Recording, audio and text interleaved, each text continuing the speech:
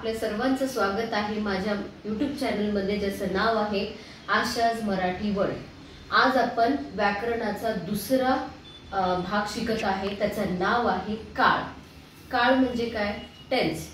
तर काळ काय आहे, काळ कशाला म्हणतात, काळाचे प्रकार किती आहे, काळाचे मग प्रकाराचे उपप्रकार किती आहेत, याचा सर्व अभ्यास आज आपण या भागामध्ये करणार आहोत। तर मित्रांनो, आज आपल्याला काळ कशाला म्हणतात, काळ म्हणजे काय ते आधी आपण पाहू।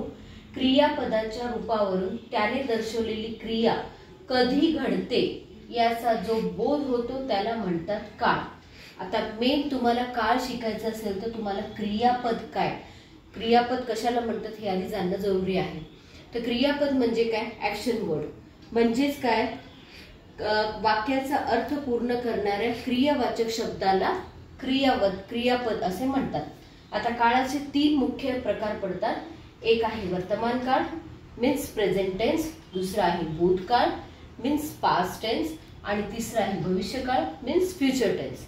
तर आज आपल्याला या भागामध्ये पार्ट 1 मध्ये वर्तमान काळ आणि त्याचे उपप्रकार याचा अभ्यास करायचा आहे। तर वर्तमान काळाचे 4 उपप्रकार पडतात। पहिला आहे साधा वर्तमान काळ, दुसरा आहे अपूर्ण किंवा त्याचं दुसरं नाव आहे चालू वर्तमान काळ, तिसरा आहे पूर्ण वर्तमान काळ आणि चौथं जे आहे रीती, त्याला दुसरं नाव आहे चालू पूर्ण वर्तमान काळ। याचा डिटेल मध्ये आज अभ्यास पाहू। आता आपल्याला काळाचा पहिला प्रकार म्हणजे वर्तमान काळ आणि वर्तमान काळाचे उपप्रकार याचाच अभ्यास या पार्ट मध्ये पाहायचा आहे। तर सर्वात आधी वर्तमान काळ म्हणजे काय, वर्तमान काळ कशाला म्हणतात? जी क्रिया या काळात घडत आहे त्याला म्हणतात वर्तमान काळ। जे आता घडत आहे ते म्हणजे वर्तमान काळ।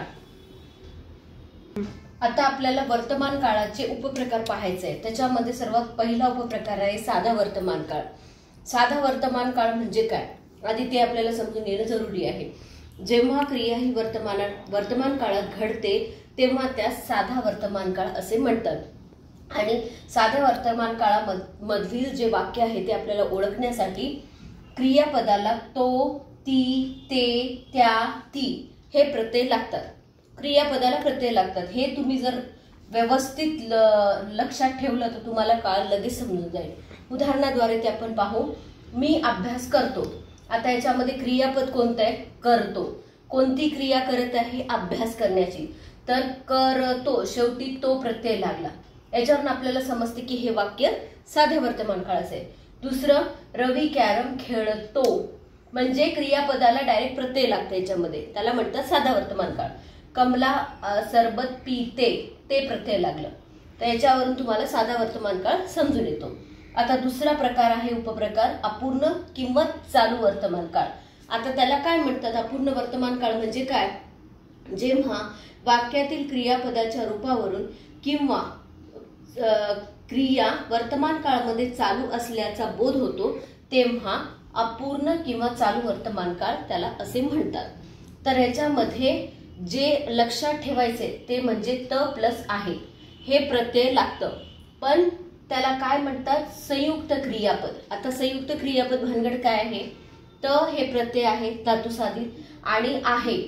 संयुक्त क्रियापद म्हणजे जेव्हा एका क्रियापदाने ते वाक्य पूर्ण होत नाही तेव्हा दोन म्हणजे संयुक्त क्रियापदाची जेव्हा गरज लागते म्हणजे धातुसाधित प्लस सहाय्यक क्रियापद त्याला म्हणतात संयुक्त क्रियापद। तर ह्या दोन्हीची जेव्हा गरज लागते तेव्हा ते वाक्य अर्थपूर्ण होतो। उदाहरणाद्वारे पाहू। जया अभ्यास करीत आहे। जया काय करीत आहे? अभ्यास करीत आहे। तर याच्यामध्ये त प्लस आहे हे दोन लागतं। इथं कसं तो, ती, ते, त्या, ती एक प्रत्यय लागतो, इथं त प्लस आहे असं त्याचं पॅटर्न आहे। तर करीत आहे।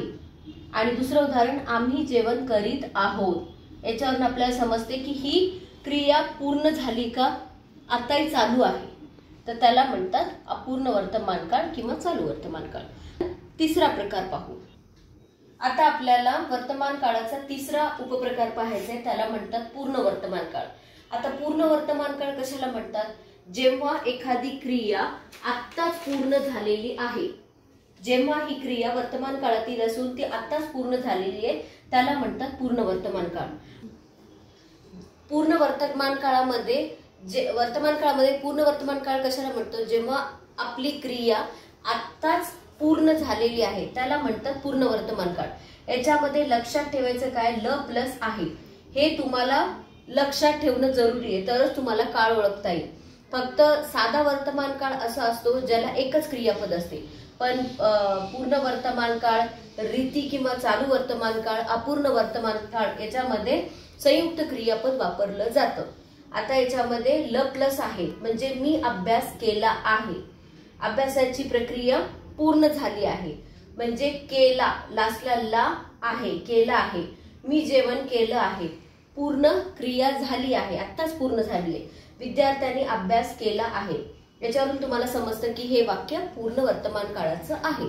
आता वर्तमान काळाचा शेवटचा उपप्रकार तो म्हणजे रीती किंवा चालू वर्तमान काळ. आता मला सांगा रीती म्हणजे काय. रीती म्हणजे पद्धत, रीती म्हणजे परंपरा, रीती म्हणजे आपली रोजची सवय, याला म्हणतात रीती. त्याच्यामध्ये लक्षात ठेवण्याचं मेन काय आहे हे तुम्हाला लक्षात ठेवावं लागेल.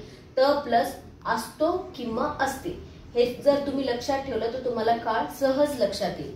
आता रीती किंवा चालू वर्तमान काळ कशाला म्हणतात, तर एखादी क्रिया सतत घडत असल्याची रीती दाखवली जाते तेव्हा त्यास रीती किंवा चालू वर्तमान काळ, चालू पूर्ण वर्तमान काळ असे म्हणतात.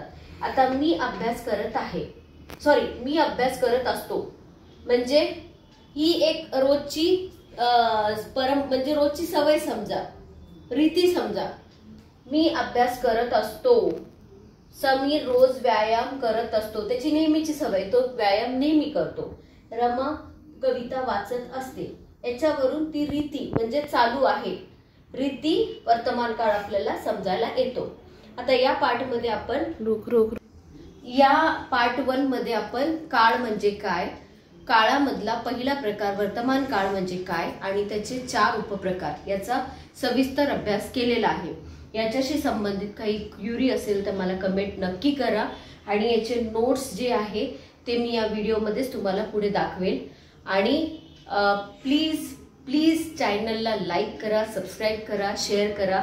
तुमचं मोटिवेशन असेल तर मला व्हिडिओ बनवायला अजून थोडा उत्साह येतो. Thank you for watching this channel.